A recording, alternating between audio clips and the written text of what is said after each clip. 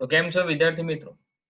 આજના વિડિયો લેક્ચરમાં આપણે વાત કરવાના છે વિદ્યુત ડાયપોલની વર્તણૂક વિશે અને વિદ્યુત ડાયપોલ પર લાગતા ટોર્ક વિશેની વાત કરવાના છે. તો વિદ્યુત ડાયપોલની વર્તણૂક જે છે એ બે રીતે જોવામાં આવે છે, એક નિયમિત વિદ્યુત ક્ષેત્રમાં અને અનિયમિત વિદ્યુત ક્ષેત્રમાં. તો ચલો નિયમિત વિદ્યુત ક્ષેત્રમાં વિદ્યુત ડાયપોલની વર્તણૂક વિશે સમજીએ.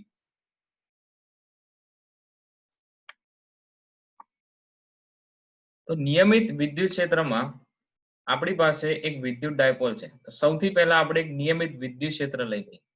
તો આ રહ્યું આપણું નિયમિત વિદ્યુત ક્ષેત્ર જે ધન એક્સ અક્ષની દિશામાં છે એવું કહી શકાય. આ નિયમિત વિદ્યુત ક્ષેત્ર જે છે એ વિદ્યુત ક્ષેત્રમાં તમે જોઈ શકો છો કે વિદ્યુત ક્ષેત્ર રેખાઓ જે છે એકબીજાને પરસ્પર સમાંતર ગોઠવાયેલી છે, સમાન અંતરે છે. એવા નિયમિત વિદ્યુત ક્ષેત્રમાં એક વિદ્યુત ડાયપોલ લેવાની છે. પણ એ વિદ્યુત ડાયપોલની ગોઠવણી જે છે એ કંઈક આ પ્રકારે કરવાની છે. જુઓ અહીંયા વિદ્યુત ડાયપોલ આપણે એક લઈ લીધી છે અહીંયા અને એ વિદ્યુત ડાયપોલને એ રીતે ગોઠવવાની છે કે તેથી તેનો ડાયપોલ મોમેન્ટનો સદિશ એ વિદ્યુત ક્ષેત્ર સાથે કોઈ કોણ બનાવે. તો અહીંયા જુઓ તમે ડાયપોલ મોમેન્ટનો સદિશ હંમેશા ઋણ વિદ્યુત ભારથી ધન વિદ્યુત ભારની દિશામાં હોય છે અને બે વિદ્યુત ભારો વચ્ચેનું અંતર કેટલું હોય છે? 2a હોય છે. તો ડાયપોલ મોમેન્ટનો સદિશ જો અહીંયા આપણે દર્શાવ્યો છે ઋણ વિદ્યુત ભારથી ધન વિદ્યુત ભારની દિશામાં આ ડાયપોલ મોમેન્ટનો સદિશ વિદ્યુત ક્ષેત્ર સાથે અહીંયા જુઓ એક થીટા કોણ બનાવે છે. હવે ડાયપોલ મોમેન્ટનું જે મૂલ્ય છે એ ડાયપોલ મોમેન્ટનું મૂલ્ય તમને ખબર છે, બે વિદ્યુત ભારોમાંથી કોઈ પણ એક વિદ્યુત ભારનું મૂલ્ય ગુણ્યા એ બે વિદ્યુત ભારો વચ્ચેનું અંતર એટલે શું કહેવાય? ડાયપોલ મોમેન્ટનું મૂલ્ય. તો અહીંયા જો કે આપણી પાસે પ્લસ ક્યુ અને માઇનસ ક્યુ વિદ્યુત ભાર ધરાવતી તથા 2a જેટલી લંબાઈ ધરાવતી એક વિદ્યુત ડાયપોલ છે અને એ વિદ્યુત ક્ષેત્રમાં નિયમિત વિદ્યુત ક્ષેત્રમાં એ રીતે મૂકવામાં આવે છે કે જેથી ડાયપોલ મોમેન્ટનો સદિશ વિદ્યુત ક્ષેત્ર સાથે જુઓ અહીંયા થીટા કોણ બનાવે, એ રીતે એની ગોઠવણ કરવામાં આવે છે. તો ડાયપોલ પાસે જે છે એ બે પ્રકારના વિદ્યુત ભારો હોય, સમાન મૂલ્યના પણ વિજાતીય વિદ્યુત ભારો હોય. એમાંનો એક વિદ્યુત ભાર જે છે પ્લસ ક્યુ વિદ્યુત ભાર છે અને બીજો વિદ્યુત ભાર જે છે કેવો છે? માઇનસ ક્યુ વિદ્યુત ભાર છે. તો આપણને વિદ્યુત ક્ષેત્રનો ખ્યાલ છે. વિદ્યુત ક્ષેત્ર કેવું છે? નિયમિત છે. નિયમિત વિદ્યુત ક્ષેત્રમાં હંમેશા દરેક બિંદુએ વિદ્યુત ક્ષેત્રની તીવ્રતા સમાન હોય, કારણ કે વિદ્યુત ક્ષેત્ર રેખાઓ જે છે પરસ્પર સમાંતર અને એક સરખી વિતરિત થયેલી હોય છે. તો ધન વિદ્યુત ભારનો નેચર કેવો હોય? ધન વિદ્યુત ભારનો નેચર વિદ્યુત ક્ષેત્રમાં એવું કહે છે કે ભાઈ ધન વિદ્યુત ભાર પર લાગતું વિદ્યુત ક્ષેત્રમાંનું બળ હંમેશા વિદ્યુત ક્ષેત્રની દિશામાં હોય. તો અહીંયા ધન વિદ્યુત ભાર પર લાગતું બળ જે છે એ ધન વિદ્યુત ભાર પર લાગતું બળ વિદ્યુત ક્ષેત્રની દિશામાં હોય. પણ વિદ્યુત ક્ષેત્ર એટલે શું? વિદ્યુત ક્ષેત્રનું આપણે સૂત્ર લખીએ તો કે ભાઈ એકમ ધન વિદ્યુત ભાર પર લાગતું વિદ્યુતીય બળ એટલે વિદ્યુત ક્ષેત્ર. તો F બરાબર QE સૂત્ર પરથી અહીંયા વિદ્યુત ક્ષેત્રની દિશામાં ધન વિદ્યુત ભાર પર લાગતું બળ જમણી તરફ હશે. તો આ રીતે આપણે અહીંયા ધન વિદ્યુત ભાર પર લાગતું બળ દર્શાવીએ છીએ, જે પ્લસ QE થી દર્શાવાય, જેનો સદિશ જે છે એ સદિશ સ્વરૂપે અહીંયા આ રીતે વિદ્યુત ક્ષેત્રની દિશામાં દર્શાવી શકાય. એવી જ રીતે ઋણ વિદ્યુત ભાર પર લાગતું બળ એ વિદ્યુત ક્ષેત્રની હંમેશા વિરુદ્ધ દિશામાં, ઋણ વિદ્યુત ભારનો નેચર એવો હોય કે ભાઈ વિદ્યુત ક્ષેત્રની હંમેશા વિરુદ્ધ દિશામાં રહેવાનો પ્રયત્ન કરે અથવા એ ઋણ વિદ્યુત ભાર પર લાગતું બળ હંમેશા વિદ્યુત ક્ષેત્રની વિરુદ્ધ દિશામાં હોય. તો માઇનસ ક્યુ વિદ્યુત ભાર પર વિદ્યુત ક્ષેત્ર દ્વારા લાગતું બળ જે છે એ F બરાબર માઇનસ QE હોય. તો જો તમે અહીંયા F બરાબર માઇનસ QE જે છે એ કેવું છે? ડાબી તરફ છે, વિદ્યુત ક્ષેત્રની વિરુદ્ધ દિશામાં. તો F બરાબર માઇનસ QE જે ઋણ વિદ્યુત ભાર પર લાગતું બળ જે છે એ વિદ્યુત ક્ષેત્ર E ની વિરુદ્ધ દિશામાં છે. તો શું અહીંયા બંને બળો જે છે એ પરસ્પર વિરુદ્ધ દિશામાં છે? તો બંને બળોનો પરિણામી સરવાળો અથવા એવું કહી દઈએ સિગ્મા F શૂન્ય થઈ શકે? તો અહીંયા ડાયપોલ પર લાગતા રેખીય બળોનો સરવાળો જે છે શૂન્ય થઈ શકે?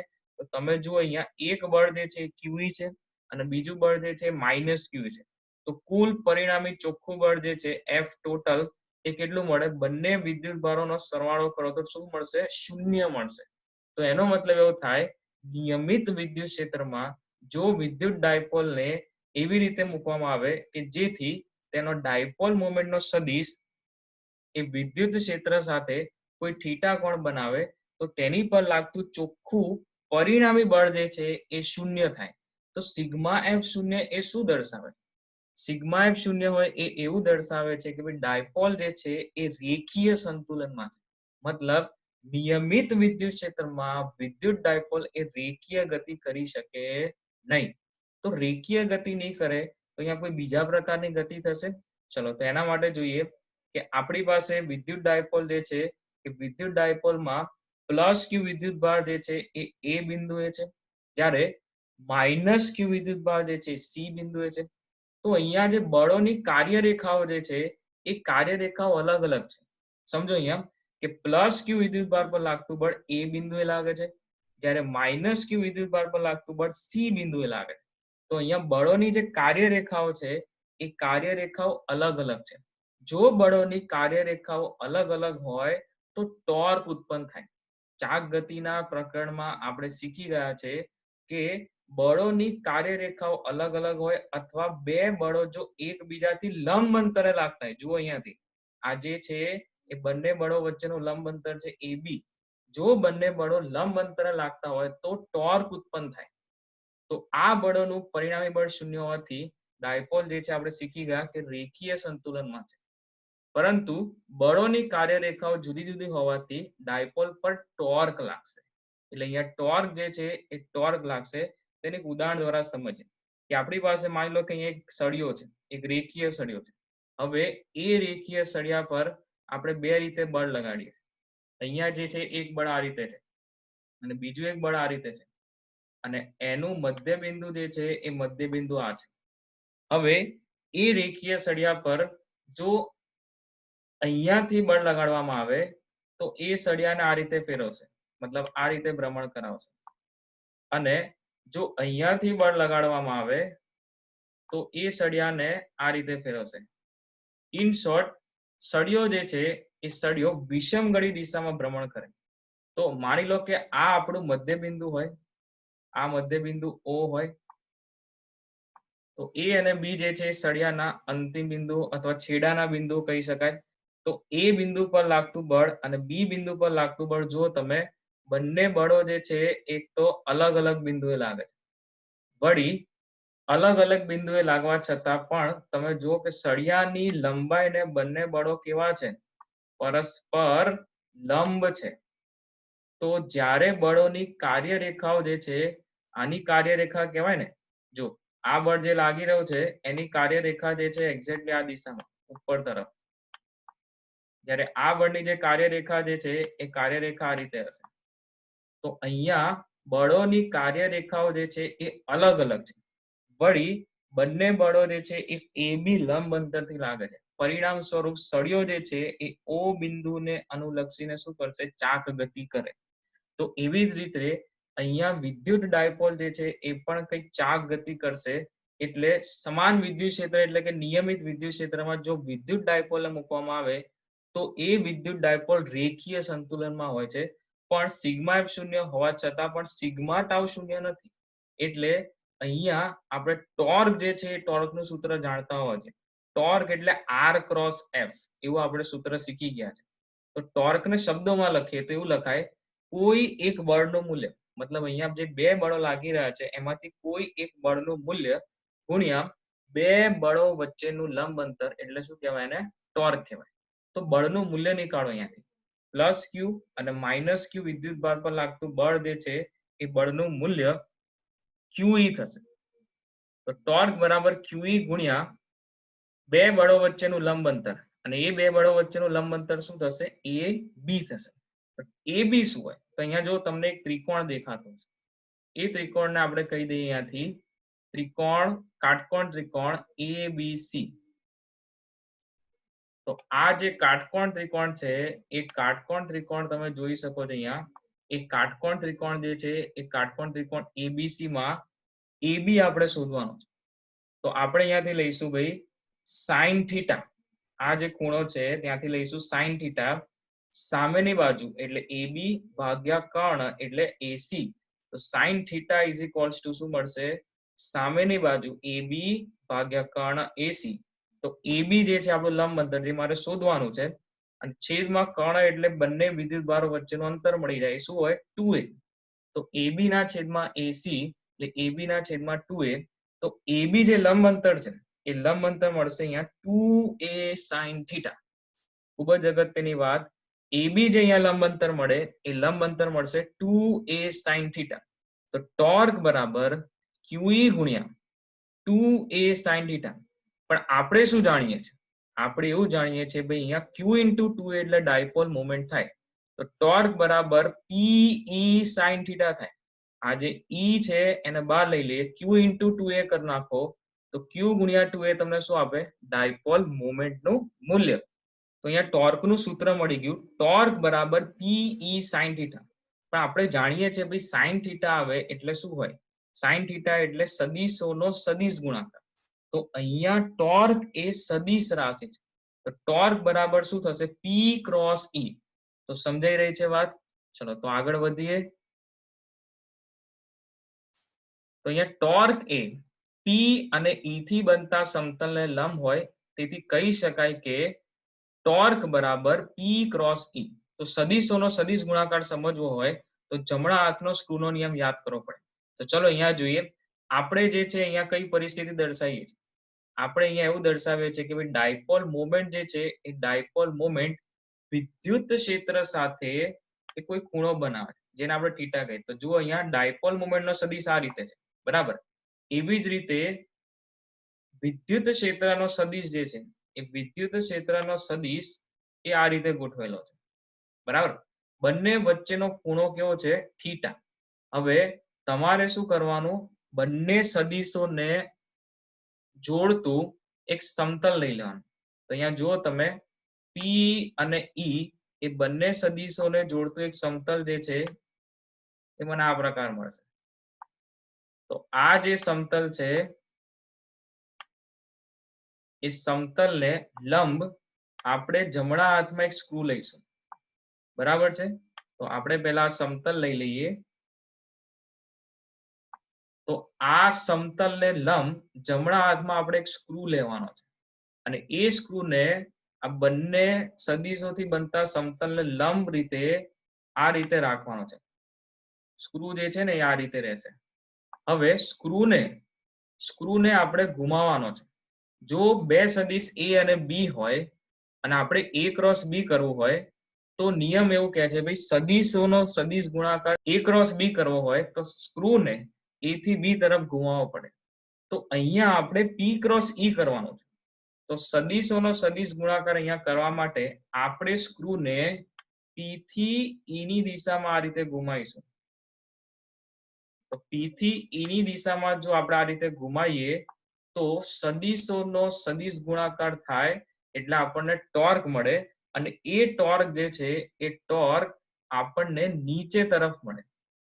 તમે જુઓ અહીંયા એક જમણા હાથમાં એક સ્ક્રૂ લો, P અને E સદિશને બનતા સમતલને લંબ ગોઠવો અને તમે P ક્રોસ E કરવા માટે સ્ક્રૂને નીચે રાખીને ઘુમાવતા જાઓ તો સ્ક્રૂ જે છે નીચે તરફ ખસશે.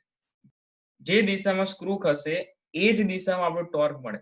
તો અહીંયા ટોર્ક એ હંમેશા P અને E થી બનતા સમતલને કેવું હોય છે? લંબ હોય છે. તમે અહીંયા જોઈ શકો છો ટોર્ક જે છે એ ટોર્ક P અને E થી બનતા સમતલને હંમેશા કેવું હોય છે? જો અહીંયા P અને E થી બનતા સમતલને હંમેશા કેવું હોય છે? લંબ હોય છે. એટલે અહીંયા આપણને જે ટોર્ક મળે એ ટોર્ક P ક્રોસ E કર્યા પછી નીચે તરફ મળી રહે છે. પણ જો હજી આ 3D ડાયાગ્રામ જેવું છે પણ 2 ડાયમેન્શનલી સમજીએ, 2D માં સમજીએ આ વસ્તુને કે આપણી પાસે જે છે એક સદિશ છે. જોઈએ વિદ્યુત ડાયપોલ મોમેન્ટનો એક સદિશ છે આ રીતે અને વિદ્યુત ક્ષેત્રનો સદિશ જે છે કંઈક આ રીતે છે. બંને વચ્ચેનો ખૂણો જે છે એ બંને વચ્ચેનો ખૂણો થીટા છે. આ બંને વચ્ચેનો ખૂણો જે છે એ બંને વચ્ચેનો ખૂણો કેવો છે? થીટા. જે આપણે આગળ દર્શાવીએ એ બંને વચ્ચેનો ખૂણો થીટા. હવે આપણે P અને E ને દર્શાવી દઈએ. ડાયપોલ મોમેન્ટનો સદિશ અને વિદ્યુત ક્ષેત્રના સદિશને દર્શાવીએ. ડાયપોલ મોમેન્ટ જે છે એ ડાયપોલ મોમેન્ટ નો સદિશ આ રીતે, અને વિદ્યુત ક્ષેત્રનો સદિશ જે છે એ વિદ્યુત ક્ષેત્રનો સદિશ આ દિશામાં છે, બરાબર. તો ડાયપોલ મોમેન્ટ અને વિદ્યુત ક્ષેત્રના સદિશને આપણે આ રીતે દર્શાવી દઈએ. હવે સમજો કે આપણી પાસે બે સદિશ છે, મારે શું કરવું છે, P ક્રોસ E કરવું છે.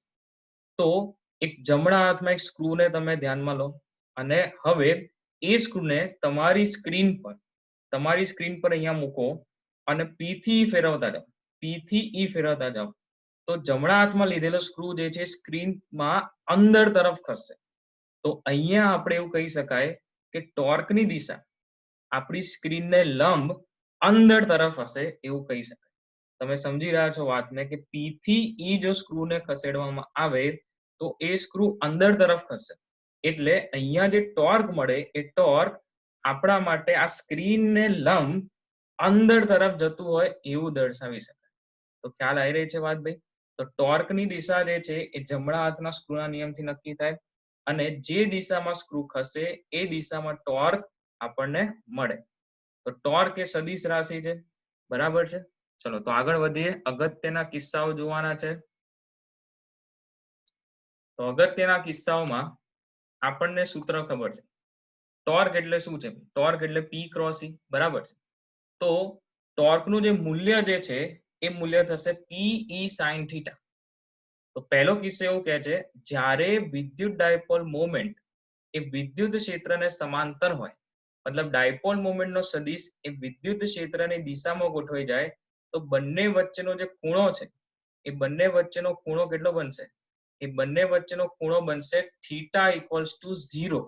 અને જો બંને વચ્ચેનો ખૂણો શૂન્ય બની જાય તો ટોર્ક જે છે એ ટોર્ક શું મળશે? શૂન્ય મળશે, કારણ કે sin 0 શું થાય છે? શૂન્ય. તો આને સ્થાયી સંતુલનની સ્થિતિ કહેવાય. કઈ સ્થિતિ કહેવાય? સ્થાયી સંતુલનમાં છે ડાયપોલ એવું કહેવાય. એવી જ રીતે જો ડાયપોલ મોમેન્ટ વિદ્યુત ક્ષેત્રને લંબ હોય તો ડાયપોલ મોમેન્ટ જે છે આ રીતે ગોઠવવાની છે. અહીંયા તમારો ઋણ વિદ્યુતભાર નીચે આવશે આ રીતે, અને અહીંયા કયો વિદ્યુતભાર આવશે? ધન વિદ્યુતભાર. કારણ કે ડાયપોલ મોમેન્ટનો સદિશ જે છે એ ડાયપોલ મોમેન્ટનો સદિશ હંમેશા કેવો હોય? ઋણ વિદ્યુતભારથી ધન વિદ્યુતભારની દિશામાં. તો તમે અહીંયા જોઈ શકો છો કે ડાયપોલ જે છે એ ડાયપોલ મોમેન્ટનો સદિશ વિદ્યુત ક્ષેત્રને કેવો છે? લંબ છે. જો અહીંયા લંબ હોય, થીટા 90 થાય, થીટા 90 થાય તો ટોર્કનું સૂત્ર P E sin થીટા, મૂલ્યની વાત છે. P E sin થીટામાં થીટા 90 મૂકો તો ટોર્કનું મૂલ્ય મળે P E. તો ડાયપોલ મોમેન્ટ વિદ્યુત ક્ષેત્રને લંબ હોય તો ટોર્ક જે છે એ ટોર્ક કેવું મળશે? મહત્તમ મળશે. એવી જ રીતે જ્યારે ડાયપોલ મોમેન્ટ વિદ્યુત ક્ષેત્રને પ્રતિ સમાંતર હોય એટલે અહીંયા આપણી પાસે ઋણ વિદ્યુતભાર અને ધન વિદ્યુતભારને એવી રીતના ગોઠવવાના છે કે ડાયપોલ મોમેન્ટ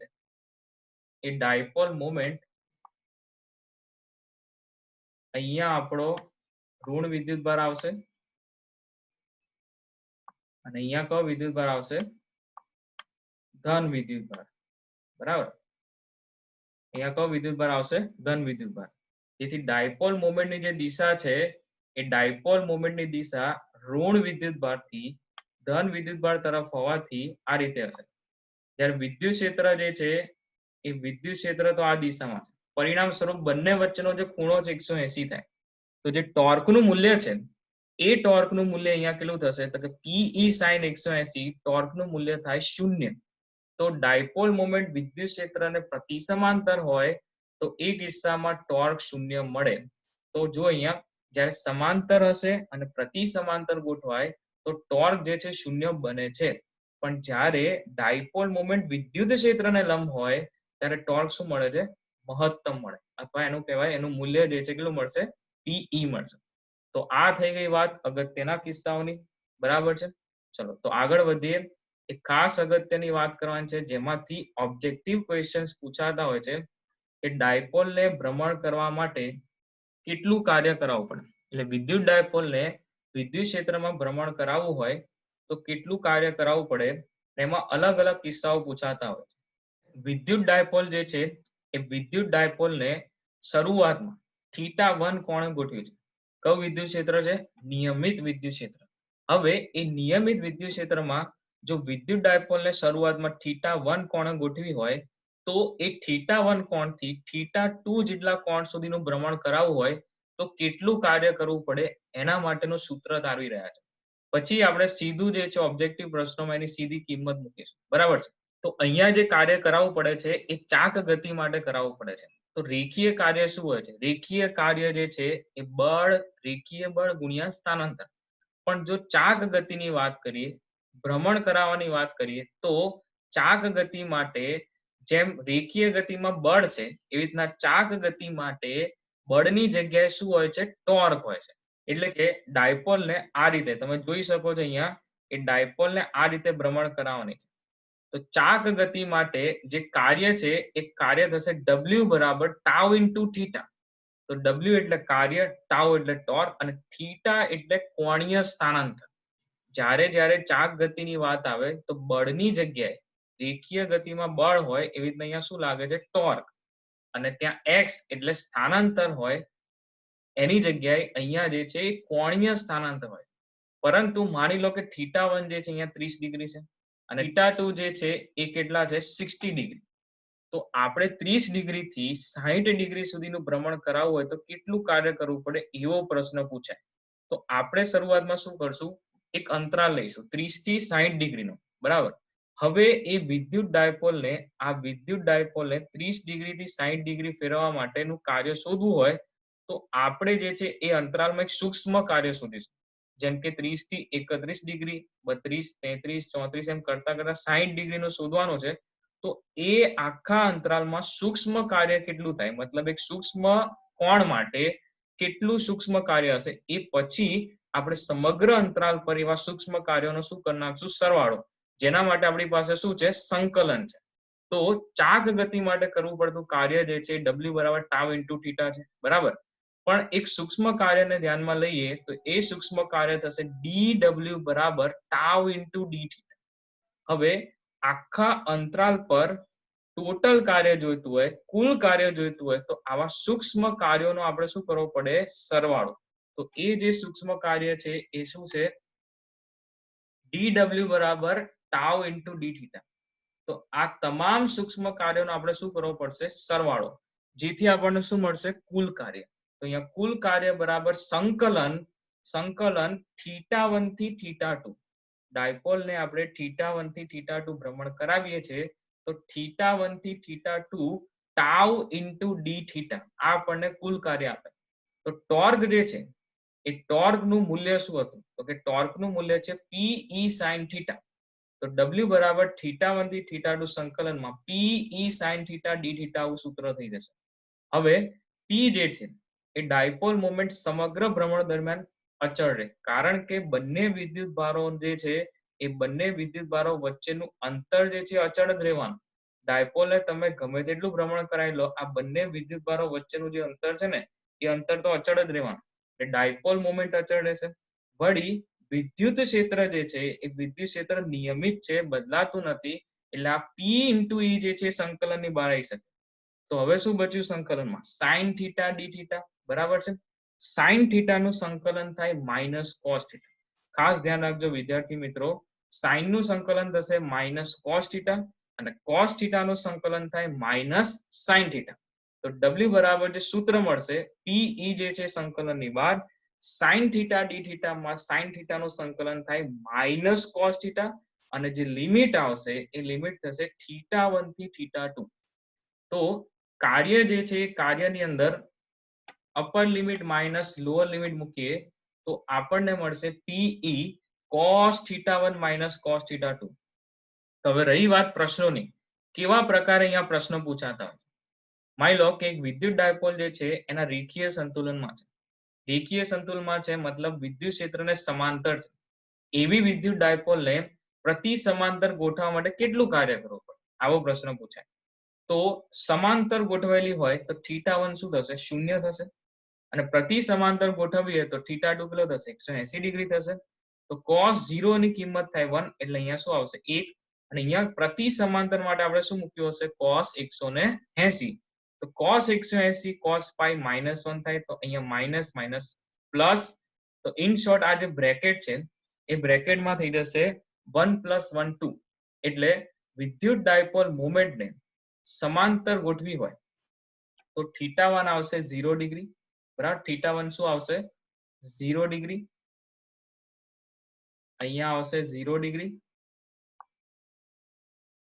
અને અહીંયા આવશે 180 ડિગ્રી.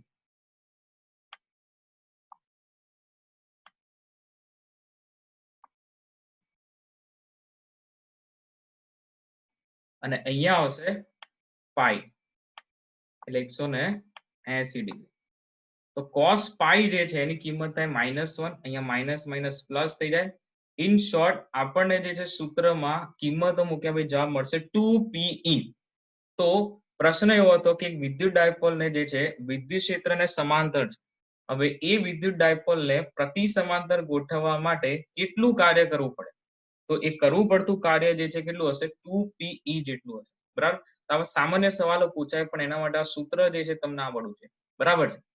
તો વિદ્યુત ડાયપોલને θ1 0 ડિગ્રી થી θ2 બરાબર θ સુધી ભ્રમણ કરવામાં આવે તો સૂત્ર મળશે W બરાબર PE 1 - cos θ, કારણ કે cos 0 ફરી થાય 1 અને cos θ2 માં θ2 એટલે θ ખાલી θ. તો W બરાબર PE 1 - cos θ જે છે આપણું સૂત્ર બની જશે, બરાબર. તો આ થઈ વાત વિદ્યુત ડાયપોલની વર્તણૂક નિયમિત વિદ્યુત ક્ષેત્રમાં. નિયમિત વિદ્યુત ક્ષેત્રમાં આપણે જોયું કે ડાયપોલ જે છે માત્ર ચાર્જ ગતિ કરે છે અને રેખીય સંતુલનમાં હોય છે, પણ આ જ વર્તણૂક અનિયમિત વિદ્યુત ક્ષેત્રમાં બદલાય છે. તો આજના વિડિયો લેક્ચર માટે આટલું જ.